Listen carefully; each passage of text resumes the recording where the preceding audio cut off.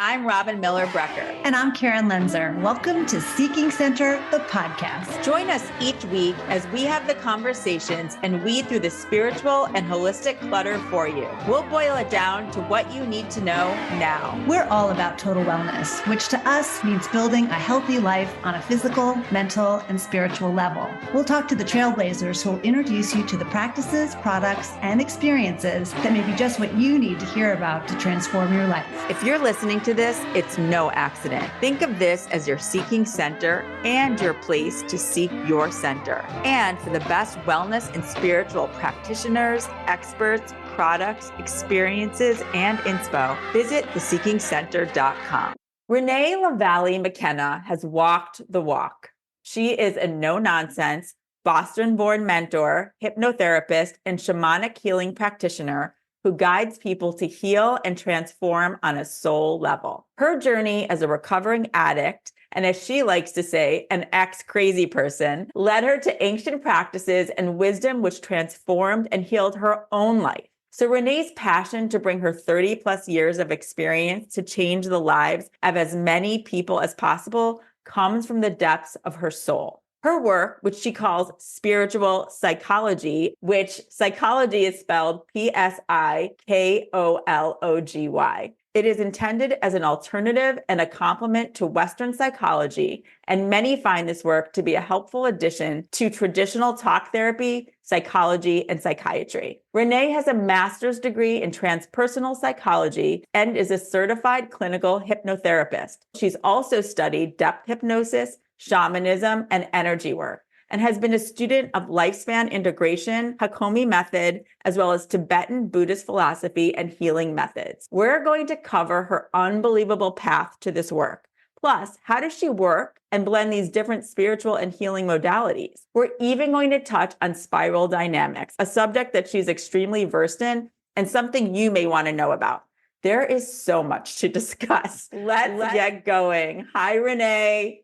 Hey, Robin, so great to be here. Oh my goodness. I just love the way that our souls get connected because it feels just so purposeful right now to be talking to you. You are so versed in so many things, and your story and journey to getting to this place really had Karen and I amazed. So can we start with your journey into this spiritual and wellness path? Absolutely. Before I say that, Marianne Williamson was one of the first spiritual teachers that I ever connected with. And she has this really great saying, because I'm going to be 60 in a couple of months. And Marianne says, in our 20s and 30s, we find the kitchen. And in our 40s and 50s, we find a recipe. And in our 60s and 70s, we get to make pizza for everybody. I love that. There's so much truth there. That time frame may be different for different people, but I just feel so grateful because so many crazy experiences in my life and feeling like I didn't know what I was doing, which I didn't at different times. And now there's a culmination really of every experience that I've had that can be beneficial to other people, which is just this beautiful lotus flower coming out of the muck. So how I came to the spiritual path was unconsciously. I was a barroom drinker and a petty criminal. And I had some stories that kind of looked good on the outside. I worked part-time and I went to college part-time. But really, I was immersed in addiction with food and emotionally unavailable men and vodka and cocaine and lots of other things that whatever crossed my path to medicate this thing that I called Renee. And because I didn't like it. And life was painful and I didn't know how to deal with it. And I'm a very sensitive person, which I didn't know at the time. And I just had to shut everything down, the way that I felt, all the kind of energy that I could feel from other people and in the world. And it all seemed hopeless anyway. So I stayed medicated as much as I could.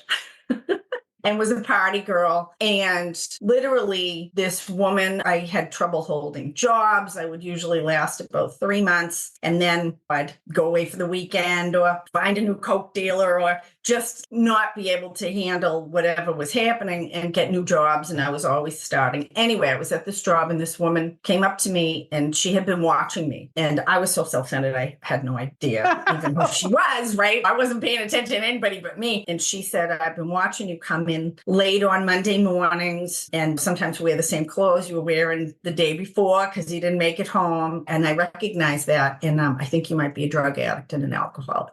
And it completely changed my life. She's dead now, but she was in a treatment center, which was a diversion program. So she didn't go to prison. She got to go into this long-term treatment program that was called Woman Inc. And she lived there for a year. And I was the first person that she ever tried to help. And she brought me to my first 12-step meeting, and my life has never been the same. I was 23. I didn't know anything about recovery. If you didn't drink and drug, like I didn't want to have anything to do with you. I really didn't know what I didn't know. And my life, it was a complete spiritual experience. I was like headed west, going 110 miles an hour in reverse. And I got picked up and put headed east in this really safe bus that was a guided tour. When this woman, did you feel like something you had never felt before, almost like a connection? Because I find there's certain people in life that come in and it's, to your point, you're going through things, you're trying to not feel anything. And then this woman says this to you. I almost think there's these triggers or these unlocking moments. And to me, it sounds like it was an unlocking moment for you. It was. What happened, and this is what I actually try to offer other people now. I made a decision to completely self-reveal, except where it might hurt other people who were still living in my life today, because it was her telling me the truth. The first thing she said to me was, "You get high, huh?" And I thought she was going to get me high. And then she said, "I used to get high." And then she said, so we went to lunch and she told me her story, which was that she had actually helped start Rolling Stone magazine. She was a gifted writer. And then she found heroin and ended up being a street prostitute and was in and out of prison. And so very high, low person, which I identify, I'm like an overachiever, underachiever kind of person. And she really told me what the next 20 years of my life were going to be like if I didn't stop the West Coast direction or whatever the direction of addiction, I was going down. And when one person tells another person the truth in a vulnerable way, that in itself is life-changing. And that was what happened for me, was that I discovered through 12-step meetings and also through other spiritual practices, of which there's many, other people who are seeking solutions to their suffering and able to be really open and vulnerable, to drop the social masks that we all wear and who we think we're supposed to be, and just be who we really are, the imperfect, perfect humans that we are. And that was life-changing for me. I heard people talk about stuff. I was like, you can say that? You can talk about your mother? You can talk about being afraid or anxious, or that we just didn't do that where I came from.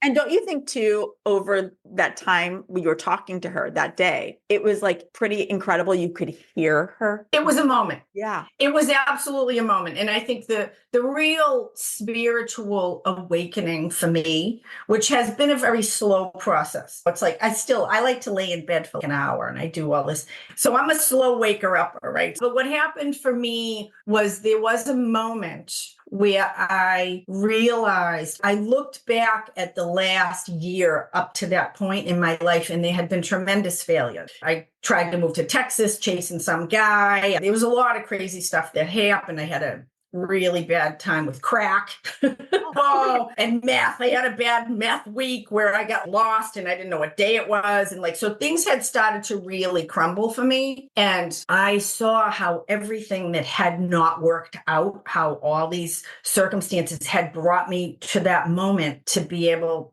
to meet Susan. And it was a felt experience that there was more going on in the universe than I was aware, that there was some kind of, I had serendipity happen in my life before, but this was massive and I felt it. And not only was there a web that was interconnected happening, what I would call now the transpersonal, the metaphysical, God, source, there's this massive, incredible wisdom and intelligence in the universe, which I didn't doubt necessarily, but it cared about me. It cared enough about me to put Susan in my life. And the thing that I know today, and really what I'm dedicated to, is that the universe cares about all of us. Every single one of us. It cares about every drop of dew on every blade of grass and every little sparrow and every human. And I never felt that before. I felt uncared for much of my life. And so that universal experience was life-changing.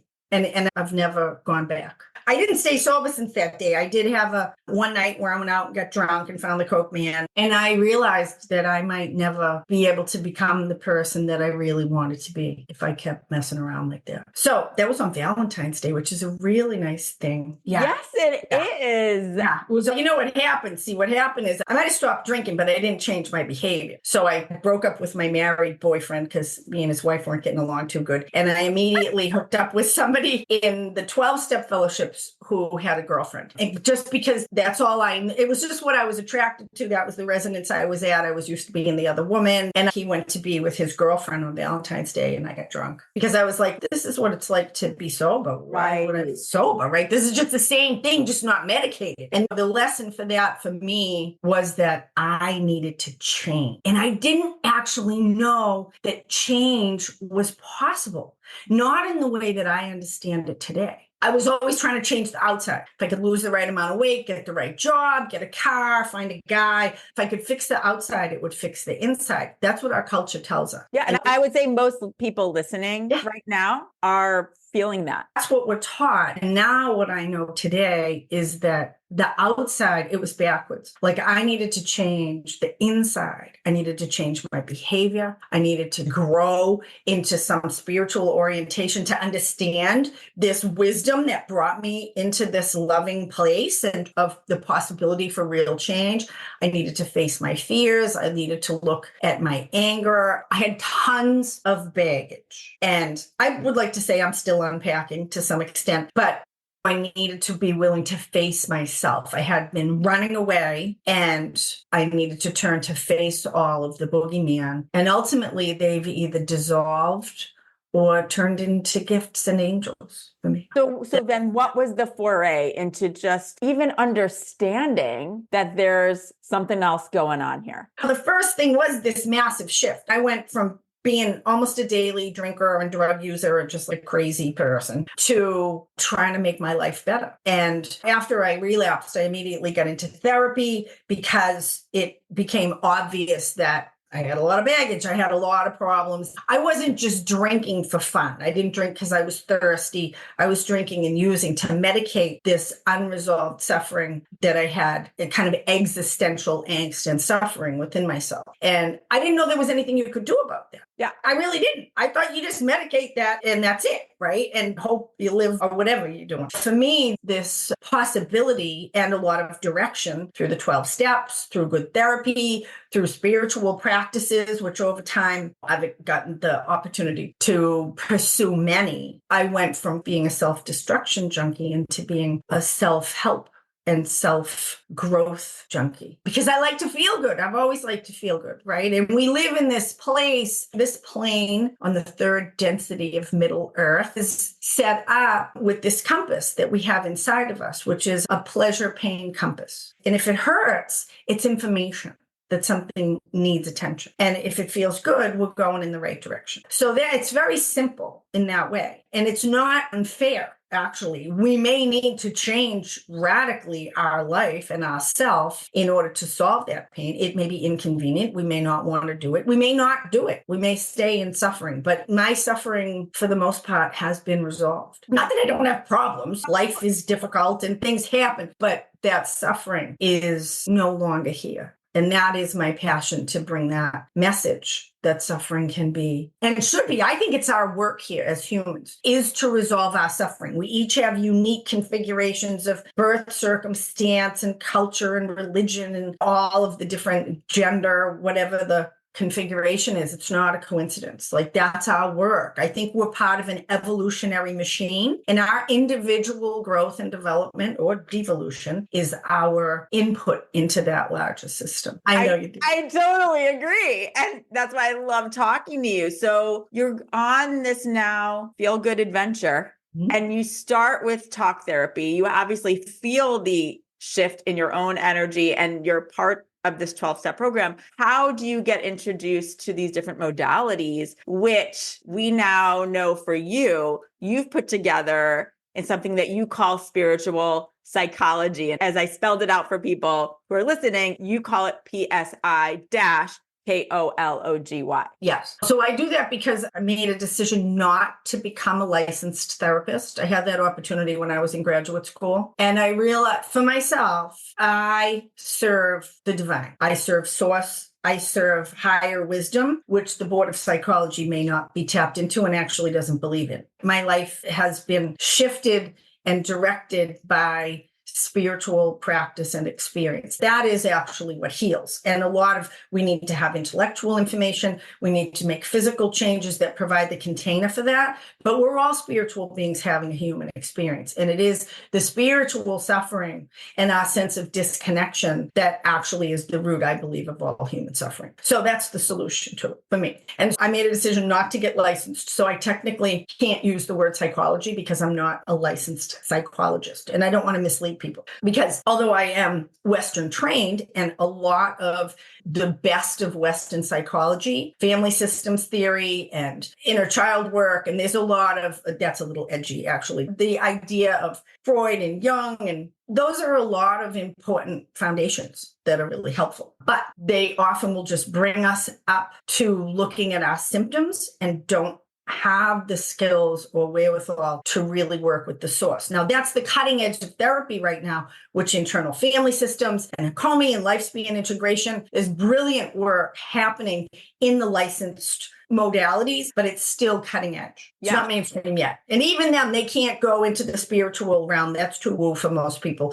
That's the realm I operate in. But it is psychology, but it's psi as far as the psyche goes, or the spirit is why I use the PSI. So how I came to this kind of work, I was seeing a Jungian therapist dealing with my mother wound, which was huge. And I had actually gone to visit my mother, and I had a not unusual experience, which was that I left and I wanted to either drink or hurt myself or hurt somebody else. Interacting with her was a very painful experience, really almost unto her death. And so I was sitting in a car trying to decide if I was going to go to the bar or what to do. And a couple of weeks before, I had seen John Bradshaw, who was the father of inner child work in the 80s. He made this modality, which is foundational in my spiritual psychology work, popular and known. And he was doing a demonstration, and I just happened to walk through the living room. My father was watching TV and it was on, and I watched him bring someone into their own emotional self in this profound way that really moved me. Again, it was like, you can do that? What is that? What are they doing? And I sat in my car that day, and I had a spontaneous, what I would call now in shamanic terms, a soul retrieval. That an aspect of my vulnerable self that had been separated away, that I had actually hated, it was my emotional self. I hated my emotional self. I wanted to kill her. I wanted to medicate her because I thought she caused me suffering. And when I realized the self-destruction and the self-hatred, I write about it. It's the introduction to my book, Allies and Demons, Working with Spirit for Power and Healing. I write that story about how I had this spontaneous healing happen inside myself of connecting with my own emotional self with the help of God. It came as the form of a light, actually. And so that was really eye-opening. Again, I was like, I didn't know, what was that? I didn't know you could do that. It was like an inner spontaneous guided meditation. I didn't return to that realm. I would touch on it. I could journal. And I think a lot of people writing, not typing into a computer, but handwriting, we can often access parts of ourselves, wisdom within ourselves. I was listening to Gabby Bernstein the other day. She talks about people like writing their spirit guides, and it's a known modality, really. Automatic writing, or even to just journal to yourself. I think we get in touch with that. Yeah. So anyway, I had been able to touch into that realm many times over the years. And over time, I got deeply involved in Buddhism and the idea of just being present, of chop wood, carry water, of letting go of worldly ambitions. Again, focusing on my inside rather than my outside. I lived a very simple life for a long time. I cleaned houses for 12 years. I was a maid. It was awesome work. I come from hoarding people. So working in beautiful environments where people care for their stuff and their space was a really healing experience for me. But it was humble service. And I eventually through that was praying, like, show me how to use my gifts and talents if there's more for me to do in the world. Because I liked my work, but I certainly wasn't using everything I had to do it. And I found this graduate school and I went to clean this lady's house. And when I moved to California from Boston and I get introduced to this woman, I started my house cleaning business up there again to work my way through graduate school. And she said, as she showed me around the first day, she said, so this is my therapy office. I said, oh, you're a therapist. She said, yeah, I do an interesting kind of hypnotherapy and mixed with spiritual work. And so she became my teacher for the next 14 years. And look how you were guided to that. Totally guided. Yeah. And so we all have that. I'm not any more special than anybody else is special. It's about paying attention to what's happening and this conversation, like Neil Donald Walsh talks about, conversations with God, that we're in this conversation with the universe. And I think for myself, particularly when I was an active addict and in depression and in the depths of darkness, I wasn't even picking up the phone. I wasn't texting the universe. I didn't think it wanted to hear what I had to say, even though it's right there for all of us all the time. So what happened in that training in those 14 years was it was perfect. I learned how to put containers around this work that I had spontaneously experienced myself and ultimately to offer it to other people, which is what I do. I call what happened to me in that car that day an inner journey. And that is the basis of my spiritual psychology work, which is informed now by shamanism and Tibetan Buddhism, and internal family systems is like a cousin to this work. It's the thing that I have come to observe in my clients and in myself is that these are technologies that are actually part of our psyche, that they're available to all of us. They happen naturally when the conditions can be right. And with some help to provide the right container, they happen very easily and spontaneously for those who are drawn to this kind of work, this more metaphysical, transpersonal. Those realms are available to all of us. And the pathways to get there are pretty clear and have been discovered over and over again by almost every culture in the planet till the Catholic Church made it illegal. But now here we are. So Right. That's right. That's why we're in this lifetime as we are right now. Thank God. I'm sure we've been part of the others, but this is us right now. Yeah. And there's so much in what you just said. I'm going to go back to shamanism and how you define that, because we've talked a little bit about that on this podcast, but how do you describe shamanic healing? And you actually offer a program on how to be your own shaman. So I would love just to hear a little bit more about that. First, I want to say that I don't call myself a shaman, that I believe that particular term is reserved for Indigenous people or people trained by Indigenous people, and it's a really arduous path. I do want to say that the tools that shamanism offers are very similar, actually, to internal family systems and to Tibetan Buddhist practice, which is to work in the transpersonal realm with nature spirits, or what's called spirit guides or spirit teachers, which are available through most religions as well. Jesus and Mary Magdalene and any of the saints in Christianity, and all of the Hindu pantheon are all in that same realm, my opinion, of these kind of intercessors between us and the larger consciousness system. Because there's an old movie, The Ten Commandments, where Moses gets the tablets from the burning bush and it like turns him white and blows his mind. So we really can't tap into that power grid directly. most of us. It's like it's too much. It's like we don't plug our house into those huge generators or the other big electric wires because it would blow us up. So the energy or the resonance needs to be brought down to a voltage that we can hear and understand. And everybody has an active imagination. However, whether you're visual or auditory or sensory or just felt experience, like we all have this spiritual, for lack of a better word, aspect of ourself, of how we relate to others and the world and ourself and this larger system. And connecting with intercessors or these intermediate spaces of higher wisdom is completely transformative and amazing, right? That's really what the power of Jesus was. It's been corrupted in lots of places. I work with Jesus. I have lots of clients that work with Jesus. But anyway, so shamanism is, again, these tools or technologies or practices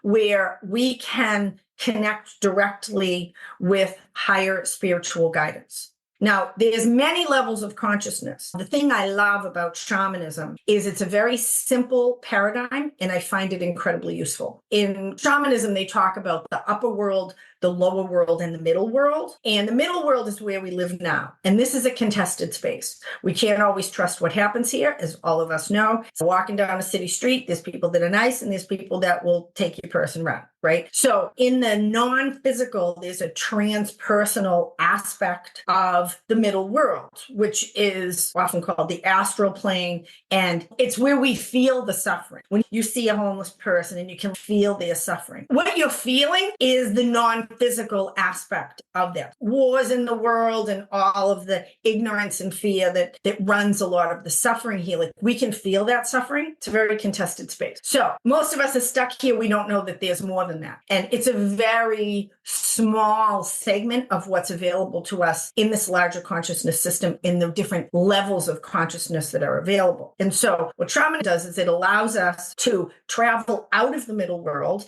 either to the upper world or the lower world, which are places of higher consciousness that understand the unity and the oneness of all things, that what happens there is for our highest good. There's no such thing as dishonesty, because it understands that we're all connected and dishonesty is harmful to everything. So these realms, the lower world generally being where nature spirits are connected, and I find nature to be the most easily accessible doorway for most people to connect with spirit. That's usually where I go. And the upper world is the celestial realms and all kinds of infinite realms of connection, again, with higher consciousness, with unconditional love, with wisdom beyond our own rational understanding that we can tap into, that can be very specific for us and for people in our life that we want to help. Native people have connected with this. Again, the Tibetans have connected with this. There's different ways to get there, but a lot of the traditions are the same, which is like a guided meditation, whether you listen to a drum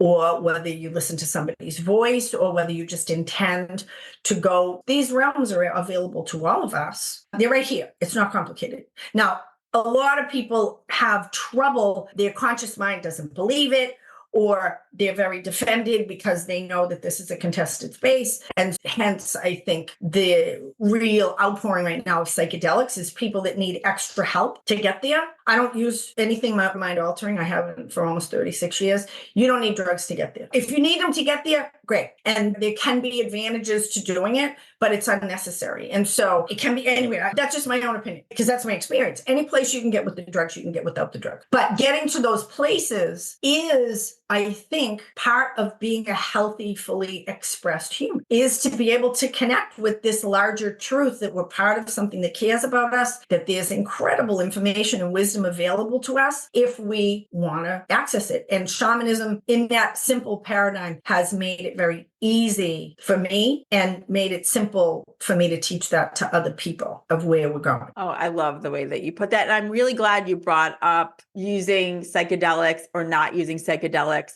because I know for myself, and I'm sure for those listening, this was now going back 7 years. When I heard the term shaman, I always associated it with plant medicine or psychedelics. And it wasn't until I met someone else who was a shamanic healing practitioner who didn't use anything. And it was so not what I thought. And so I find it really important to help someone understand in our modern world what a shaman is, what the practice is and what that means. So I really appreciate that. And the other part I would love to ask you about within that is where energy work and energy healing can be facilitated through shamanic work. Excellent question. So I'm going to say something more about shamanism before I answer that question. So in traditional shamanism, very much like traditional Western religion and Western medicine, we have someone who does the work for us. So I just had a knee replacement 7 months ago, right? Like I can't do that myself. So I hired a surgeon and a team to do that for me. And they put me out and they fixed my knee. And it's awesome. And so in traditional shamanism, as the base healing technology of many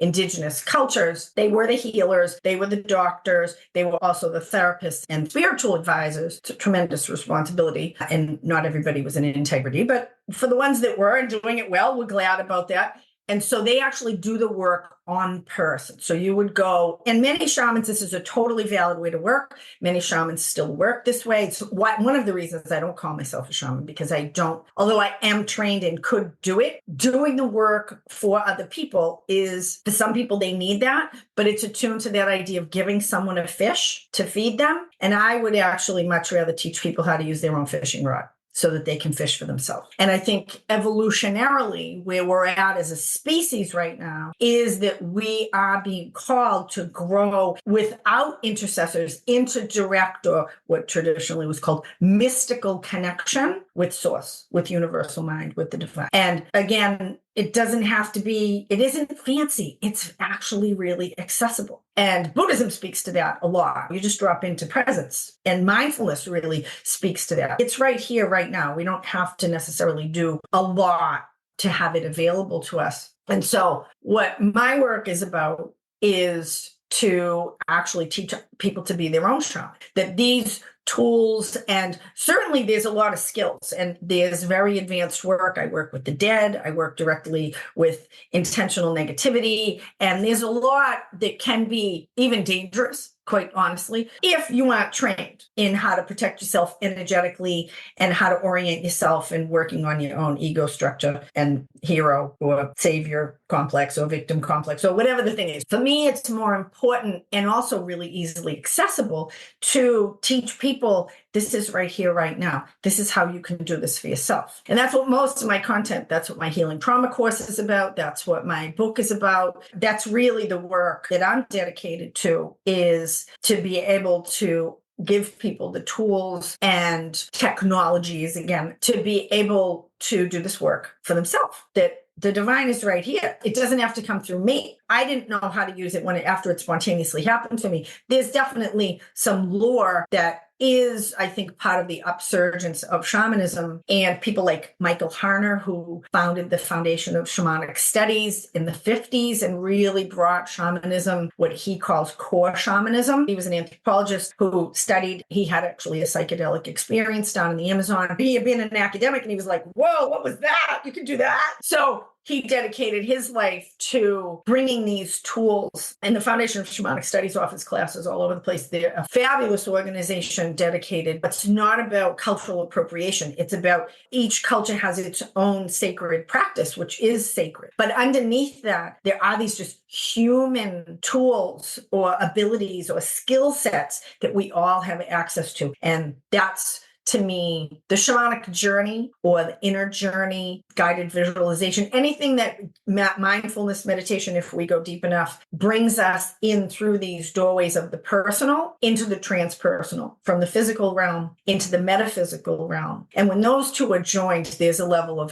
wholeness and potentiality that's just awesome. And I know we're gonna talk about the energy work within that. It just made me think, when you were talking about guided visualization and the mindfulness and the meditation, when you met that woman who did hypnotherapy. I don't know if you started with that and then shamanism was coming in around the same time, but I would imagine if you could get yourself into that very deep level in that hypnosis state? So I'm just going to say, even right now, even that idea that like it has to be a very deep level, it's not. Okay. No, it's not. So I'll just say this to you. Think about yourself as a 5-year-old child. And everybody who's listening, think about yourself as a 5-year-old child. And just sense or feel or imagine that 5-year-old child in the room with you, right? And how is that child feeling? And we don't need to go into a whole thing. You can ask, what do they need? What do they want? It's right here. It's not far. And that is an aspect of our own authentic self that we just accessed in 10 seconds. And there's a lot of information there and a lot of possibilities for healing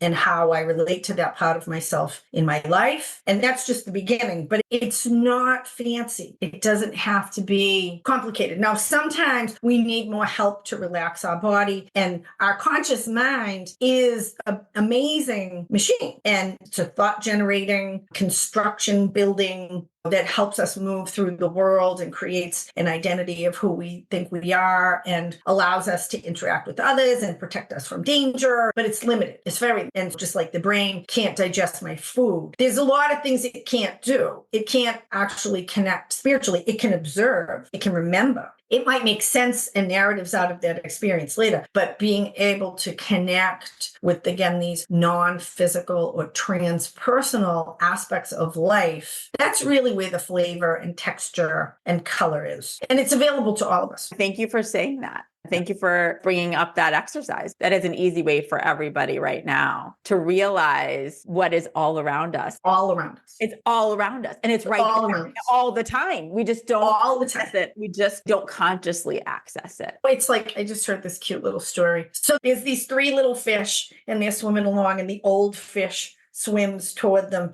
and says, "How's the water this morning, boys?" And they keep swimming and they say, "What's water?" Because they're in it. They don't know it. Yes. We don't know that we're in the water because it's just here, right? And so once we realize, and this segues into the idea of energy, that on the ultimate level, I have come to believe that everything is made of consciousness. And deep physics speaks to that. When we look into the atom and deeper into it, what we think is solid is actually mostly space and whirling electrons, protons, neutrons, and then you get into quarks and things I don't even know about, right? So there's an illusory, depending on how you perceive things, it's not as it appears. And what's underneath all of that, what holds the atoms together so that the electrons don't go flying off into space, is some kind of energy. It's some kind of a field. And there's intelligence in that field, a massive, unbelievable, unfathomable intelligence in that field. What's happening in our bodies right now, Robin, is beyond our comprehension. There's like 1 trillion cells and 1 million of them are dying and being reborn every moment. It's crazy. I don't have to think about my digestion. I don't even have to think about my breathing. It all just is happening. And then there's a larger system like, whoa, how does all that happen? So there's an intelligence here that I still seek to understand and grow an understanding of, because I'm part of it. It cares about me. I'm a cell in a great body. And so coming to some kind of consciousness about the water, about the energy, about the divine, about source, about universal mind, whatever you want to call it, and however you come to understand it, that's part of the uniqueness of you. There's no right or wrong. I think all of the different perspectives hold some aspect of truth. So coming to understand this energy that has intelligence and wisdom in it, and many of the traditions call it love. In Buddhism, they call it compassion, which I actually like a little better. Love is a very contested word. So we can learn to work directly with that energy and to align ourselves with it, to collude with it so that we can tap into, again, this higher intelligence, higher wisdom. In Japan, they call it like ikigai, which is like this optimal path, and it's known as wu wei. Eastern traditions have a lot more going on the ball about this kind of stuff than we do. That there is some kind of an alignment. It's just like there's kind of an optimal amount of sleep and food and exercise for my body to feel good. So there are kind of things to do that align us. And again, we have that joy, suffering continuum, make us feel better. And we can follow those. And so learning how to work with energy directly, and there's, again, many ways to do that, can be part of our personal paradigm or not. We may connect with it through meditation and call it God or source. We may connect with it through Reiki and working more directly with energy through the body. There's a kind of an endless list on my work through the inner journey through what looks like hypnotherapy or a shamanic journey, going inward, we're connecting with the energy of higher consciousness and our own dysfunction. And again, bringing them into allowing there's natural processes for healing in the psyche and the emotions and the mind, just like there are in the body. Sometimes we need to create the more optimal circumstance. If I cut myself really deeply, I might need stitches, but the stitches don't make it heal. The stitches set up the circumstance so that new skin and scar tissue and the vascular system can repair itself. That happens by itself. And the same thing happens with our psyche. When we set up the right circumstances, there are natural processes that will happen to heal us. That's the basis of my healing trauma work. One of the things that we have talked about on our podcast and really continue to want to remind people is that when it comes to trauma work and when it comes to that feeling, why someone may come to you because they're feeling lost or stuck. A lot of that has to do with where that energy is kind of bottleneck. It needs to move. Absolutely. In addition to everything else we're talking about, this awareness and so forth. And so Karen and I are always wanting to remind people we are the energy we bring to the room. And that energy is in and all around us. Yes. And just like you go to a doctor to get checked up, no one ever tells you, go check your energy. It's interesting because I had the opportunity to do some work with the Dene people, which are what the white people named Navajo. That's not actually what they call themselves. They call themselves Dene people, and do a sweat lodge with one of the spiritual leaders there, which was this really beautiful opportunity. And we talked about how obviously they live on a reservation and there's a lot of poverty there, but there's a lot of richness actually for those that are re-engaging in their traditional spiritual practices. And so one of the things that they do is a sweat lodge every week or when it's needed for a person or for a family or a group, which is a time really to check in. The Quakers do this too. It's not like it's an unknown thing. I suppose at some places that may be what church is about for people, certainly what 12-step meetings are about, is a place to really check in with yourself. And whether it's energetically, emotions really are the main way that we process the energy. And so being able to make a place to express, to let that energy flow, to not bottle it up, finding healthy ways to be able to navigate it, because often the things are really complicated and you may have ongoing issues. Emotions really are one of the main ways that we manage and navigate and digest our life experiences on an energetic level. And I think that's why therapy, certainly in the West, has become so popular, because people recognize the benefit of talking about what's actually going on with them and making room to actually have their feelings. And again, though, from my perspective, there's the intellectual understanding is helpful. It's really helpful, but it's incomplete because it doesn't recognize that we're part of this larger system. And there's all this other support and guidance and navigation and even healing opportunities that are in this more transpersonal.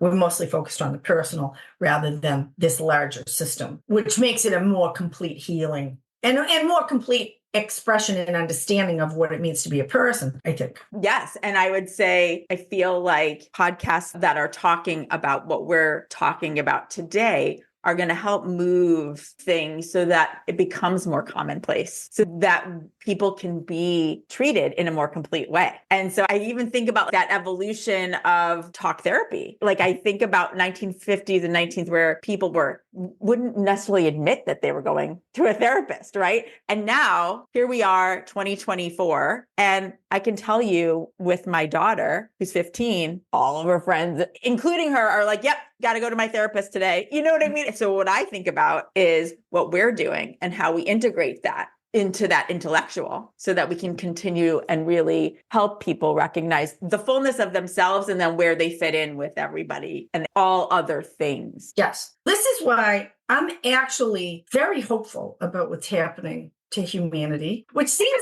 like an anomaly these days. Yes, but, I agree. So if we look at what's happening in our expansion of understanding, right now we're talking about consciousness and energy and the non-physical aspects of being a human, right? And our understanding and use of that for our own benefit. It's really mirrored by this movement into the non-physical in all these other realms. Money isn't really a thing anymore. It's mostly electronic exchange, right? AI and tapping into intelligence. We live in a time where we're in different cities. We can talk to each other right now over video. And I am old enough now, I remember when you couldn't do that. I have a client that lives in Vladivostok, Russia. Like, we have to arrange the time zone, but we can talk to each other instantly. And so there's this traversing of the material world that's no longer a limitations that it used to be. And so that growth, when I see what's happening, particularly in the environment, I would attune it very much to what happened to me as an active addict.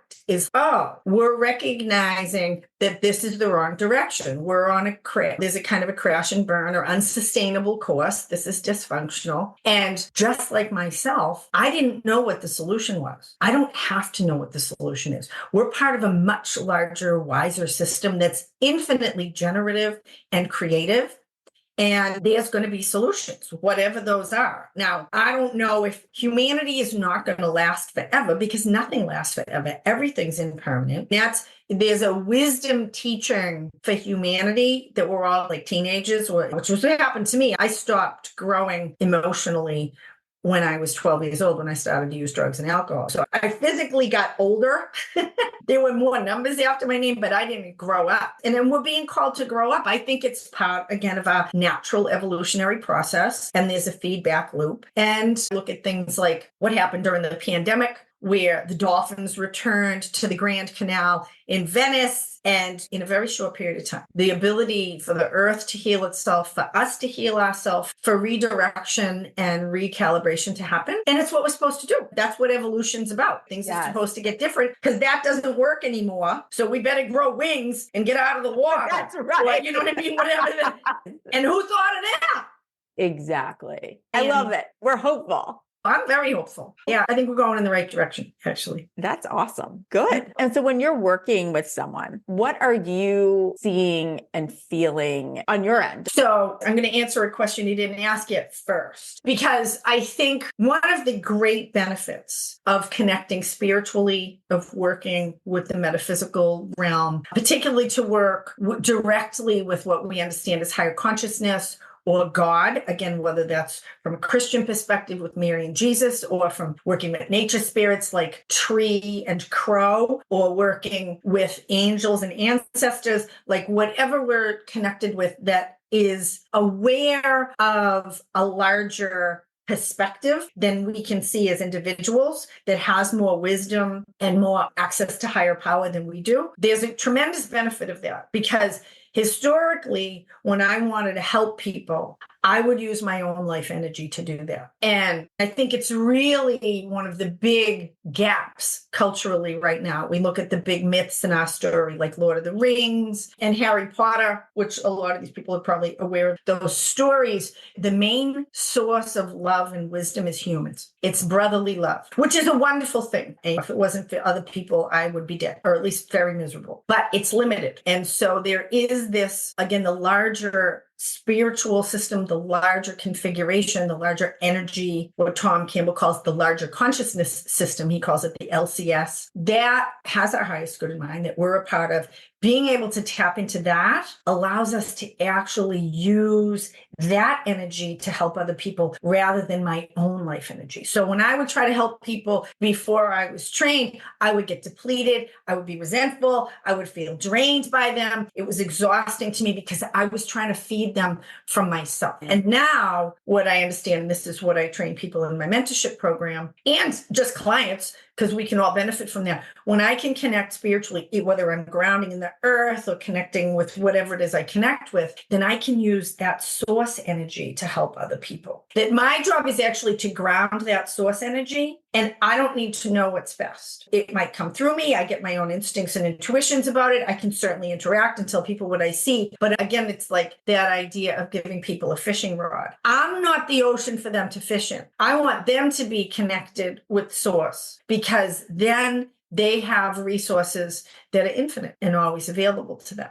So that's the first thing, is when I work with people, I connect them with their own understanding and experience of the larger system through nature. A lot of things will just show up. When we open up for it, grandma shows up, who was the only person who ever loved me. My dog that when I was 12 that died, it was the only thing I ever cared about or felt unconditional caring from. Right? To connect with the tree or the water. We all have things that we may not pay attention to them that are natural connections for us. And so that's the very first thing. It's the first chapter of my book. It's the first thing that I do with people is to connect them with source in whatever way it wants to make itself known to them, because that in itself is profound and transformative. Once that happens, then I am mostly asking people questions to help them navigate these relationships, both with the wounded parts of themselves or authentic parts of themselves that they're disconnected from, and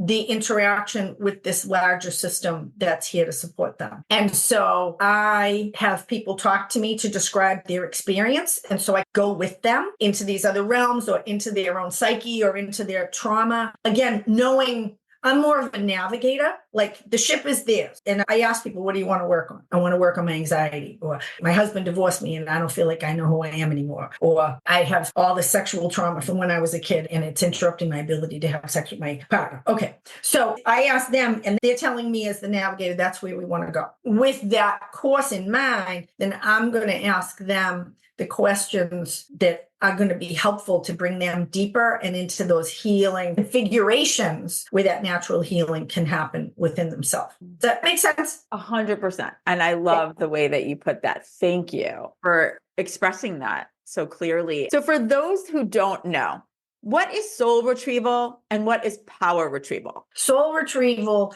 is the shamanic terminology for what's traditionally in Western psychology called inner child work. And internal family systems, IFS, where they work with parts work, is also an aspect of soul retrieval. So again, we have these, what I call like technologies to heal ourselves that are available in all these different ways because it's a natural process. And understanding that we get disconnected, that our parts of ourselves can be shattered or separated or run away or lost to ourselves, and coming back into wholeness, that is the work of healing. And so soul retrieval is about finding these lost or separated parts of ourselves and bringing them back into ourselves and making peace and being able to love and support them and be informed by them because they add to our own life energy. That's what soul retrieval is. There's a lot of different ways to do it.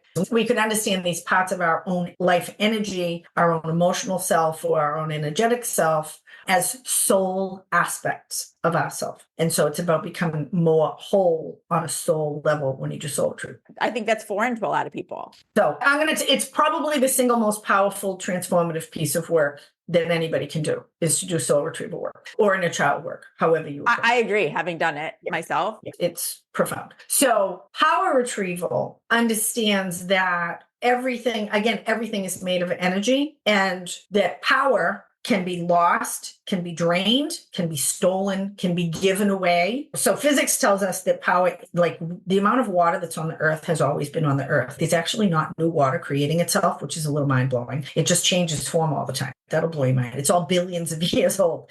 And the same is true with life energy. Like our life energy that we have is ours in this lifetime. I don't know what happens in the next one or before, but in this lifetime, this is our life energy. Now, a lot of different things can happen with that. Again, it can be separated, it can be lost, it can be suppressed, we can be disconnected from it. But in spiritual psychology, we take the things, again, in the metaphysical world, and we give them a physical form using our active imagination, or maybe not a physical form, but they have some kind of form that we can work with directly. And so power, it can be lost and drained, stolen, or given away. It can also be retrieved, returned, and regained. And just like our soul parts that get separated always are trying to come back and seek wholeness. And we could understand many of the symptoms of post-traumatic stress disorder as actually soul parts trying to get back. The anxiety, the depression, the intrusive dreams. It's a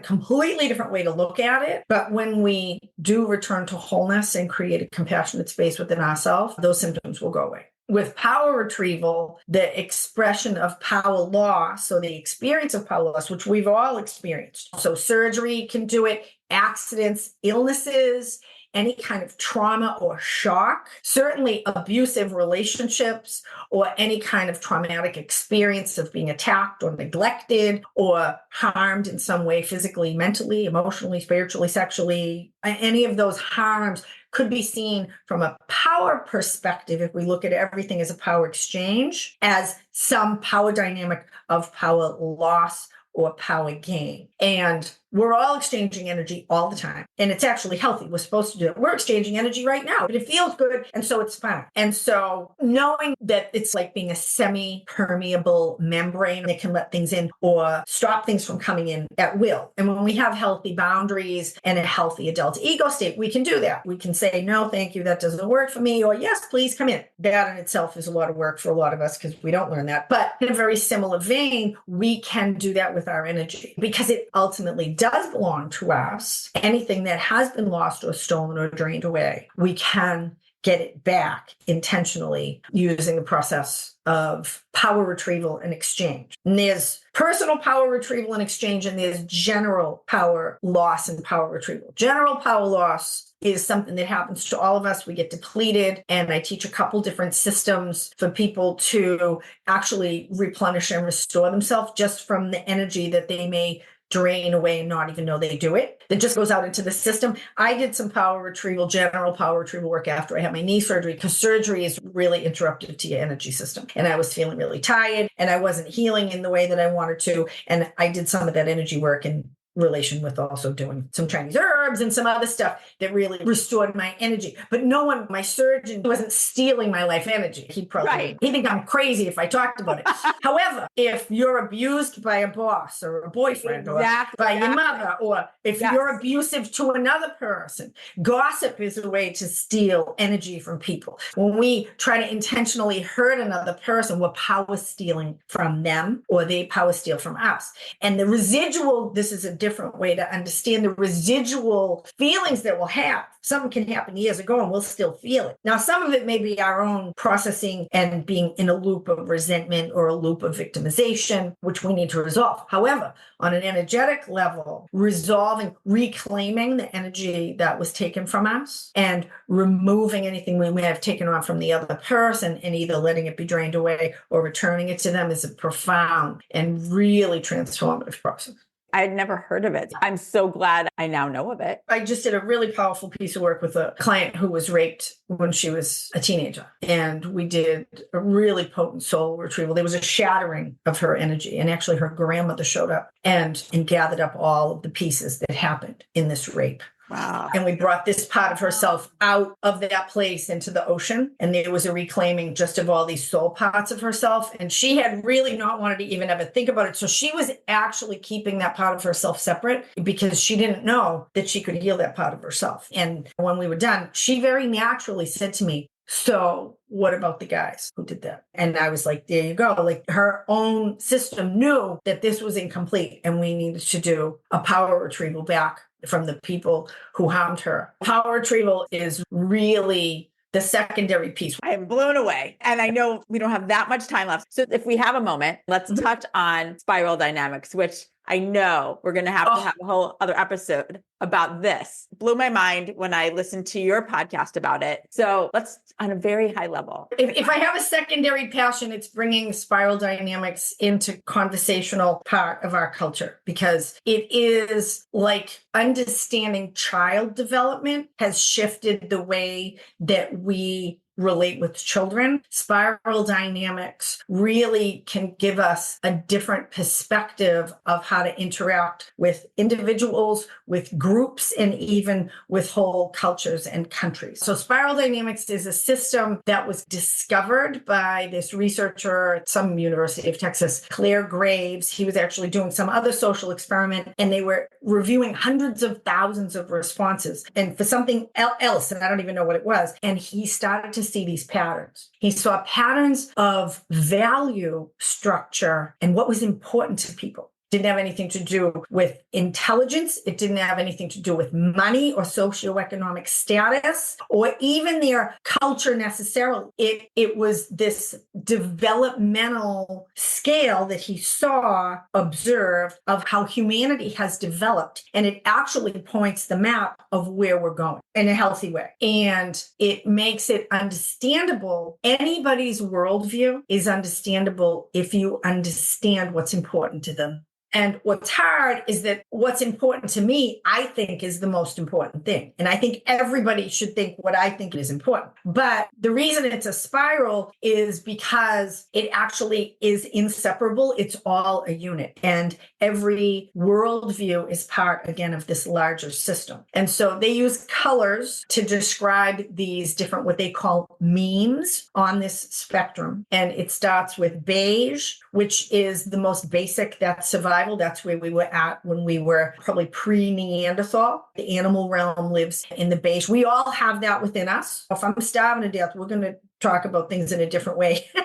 than if we're just going to have lunch. So that's survival. It's all about survival, beige. That's where we started in humanity. The next color is purple. And that is tribal. People started to organize themselves and realize that their survival worked better when they were in groups.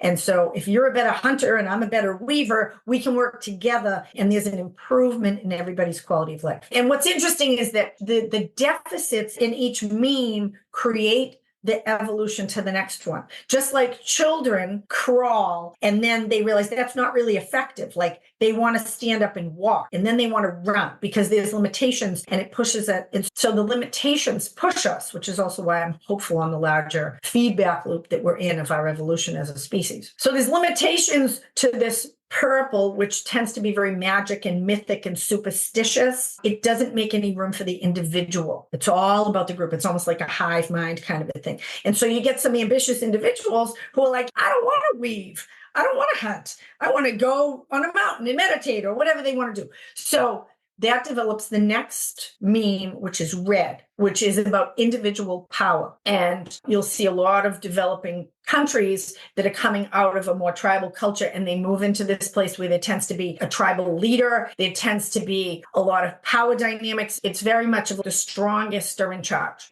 or the smartest are in charge. And there's a lot of problems with that because people who aren't as strong can get victimized and hurt. But there is more room for individuality and more room for personal ambition, if we say that. But you have a lot of people who may be harmed by that. Idi Amin was not a good leader, even though he was very red, right? A lot of people, he might have liked it, but the other people, sorry, Idi. So that develops, the next evolution is blue, which is much more about concern and care for the whole system to make sure that there's rules and structure so that people can't go around just beheading people because they're in charge and they can do it. And that's not nice. So blue, which is most of the central part of America, is very blue, organized around church, organized around morality, organized around like it's very clear what's right and it's clear what's wrong. There's rules to follow, and those rules are set up so that, again, it's better for everyone, theoretically. And there's an interesting thing that happens in the spiral. Each of the memes, there's a flipping back and forth between focus on and value on the individual and then focus and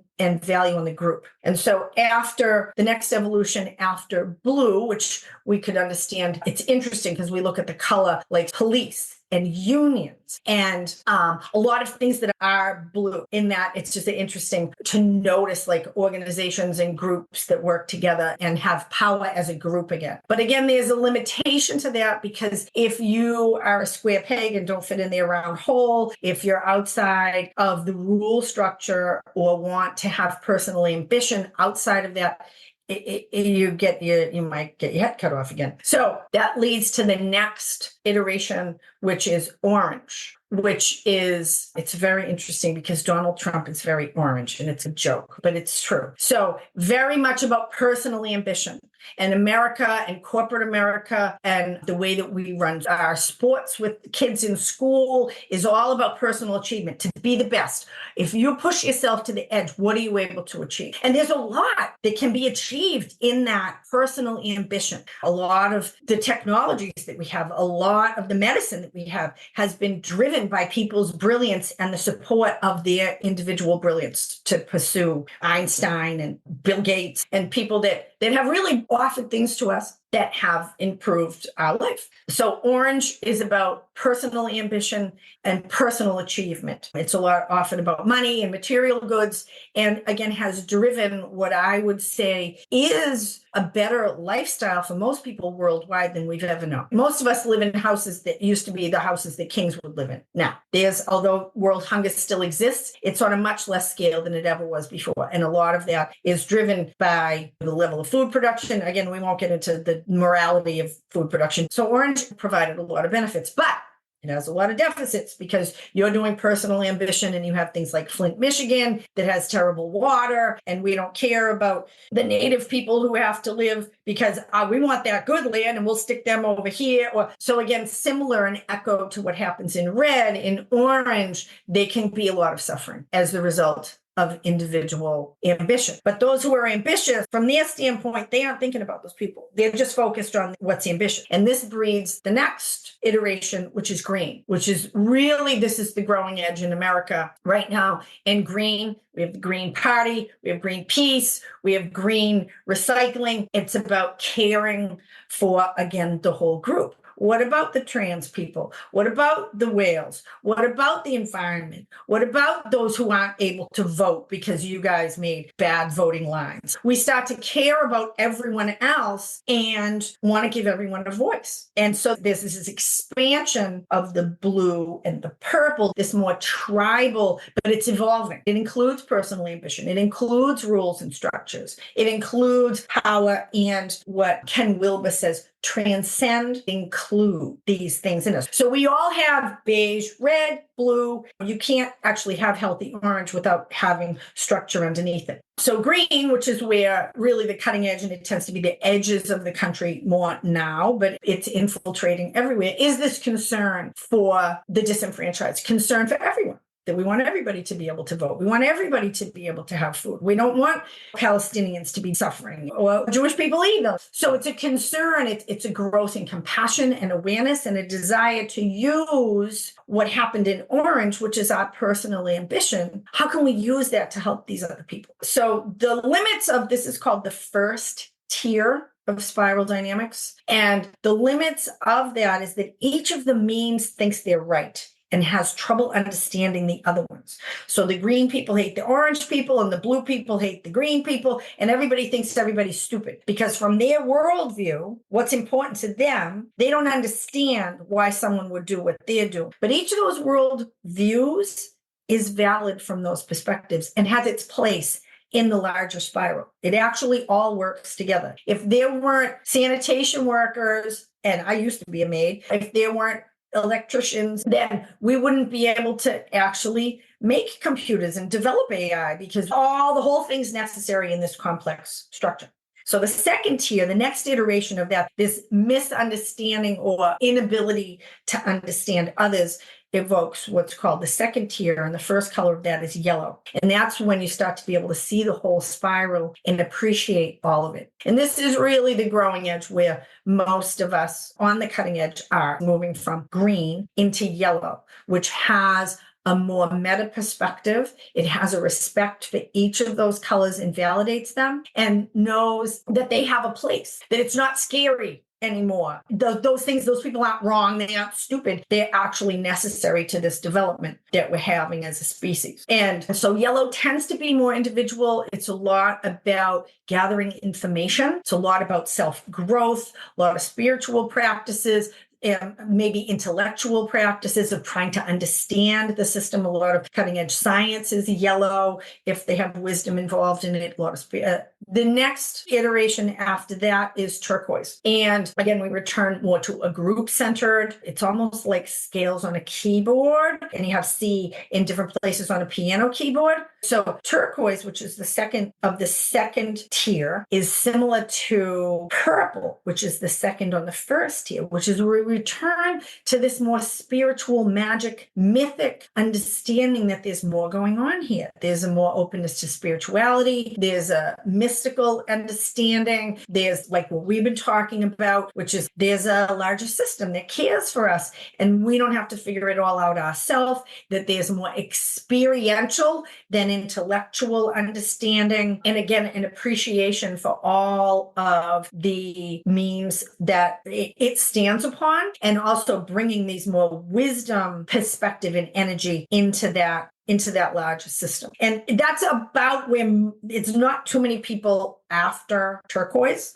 Coral's the next one. And I have to tell you, I don't know much about it because I'm not there. I'm like green, yellow, turquoise. And most people, we aren't necessarily like a single note. We're more like a song or a chord. So there's different places in different aspects of ourself. But when we look at countries, when we look at cultures, when we look at other people, especially we're moving into an election system right now. And to grow in compassion and understanding of others, I think is the safest, most empowered place we can be. And to be able to have, I don't know if we can have dialogues, but to be able to understand within ourselves that this is all part of an evolutionary path, and that it's healthy and it's trustworthy, even if it's difficult and things may blow up sometimes. We are moving in the right direction. And it can give us a lot of instruction actually in how to work, particularly internationally. Spiral dynamics was used by Don Beck, who was one of Claire Graves' associates, to help dismantle apartheid in South Africa with Desmond Tutu and Nelson Mandela. Yes. Wow. To work with the tribal people and to understand the worldviews of these different groups, and to be able to speak to their needs and validate what was important to them. And that's what I aspire to, is to really understand enough so that if we're trying to bring democracy to a tribal culture, it's not going to work because they can't hold it. They need to have the blue structure and the orange to be able to get, if that makes sense. Yeah. It does. As you're talking and given our conversation today, if you can begin to understand things and look at things from this perspective and from other people's perspective, it so mirrors what we were talking about. Oh, it does. Spiral dynamics is the lens that I see the world through now, and it's changed everything. I grew up with Tea Party, gun-toting Republican parents, and my mother and I actually voted for President Reagan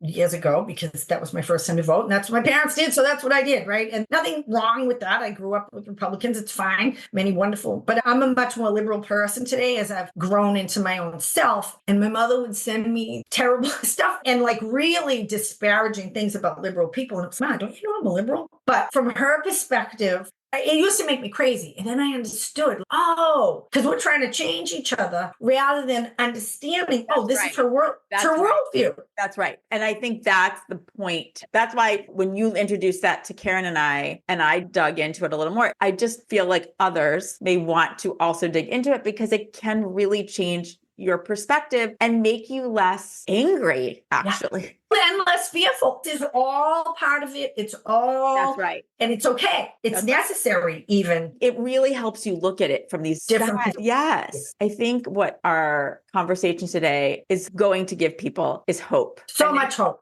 Hope. And you said that earlier. Hope for yourselves, hope for humanity. And Renee, you have so much to share. Can you tell people how they can work with you, how they can learn from and with you? Because there's so many places. So I have a spiritual psychology podcast that goes out every Tuesday morning or Monday night. They can find on every channel. If you want to start to do this work, the spiritual psychology work, you can pick up my book. It's on Audible and Amazon, Allies and Demons, Working with Spirit for Power and Healing. And it's not just a book. It's actually a book and guided audio. There are inner journeys that go with each chapter. So people can do the work they would do with me on their own, because a lot of people can't afford to work with me individually. But if you want to work with me individually, I work in blocks of 5, 10, and 15 sessions. And you can reach out to me through my website. You can reach out to me by email, info@reneemckenna.com, or you can check me out on my website, reneemckenna.com. And for those who are interested, this is my sweet spot now. If you're a healer or if you want to make the world a better place, then you can look into my year-long mentorship program, where we do our individual work and then we learn the next iteration of that work, which is how to work safely and effectively and from an empowered place with others to make the world, to become a channel for this larger system as it wants to make itself known through you. I do have a lot of therapists and social workers and acupuncturists and energy workers, massage therapists in that program. But I also have people that are in corporate who mentor other people who just, again, know that they're a spiritual person. They've done a lot of their own inner work and they don't know how to bring the two into an effective way to do that. Mentorship's the flagship at this point. And we will have all of these links in our show notes. And I just want to say, from what you started out talking about in our conversation with Marianne Williamson's quote, I'm so grateful for your journey and the fact that now you're making the recipes. We're having a pizza party, Robin. We're having a pizza party. And really, thank you for, as I said in the intro, walking the walk and continuing to walk the walk and share it with everyone so that we can all have more hope and live more fulfilling lives while we're here. So thank you. Robin, such a pleasure and a gift, and blessings on all that you're doing in the world as well. Thank you. I look forward to working with you more. Please.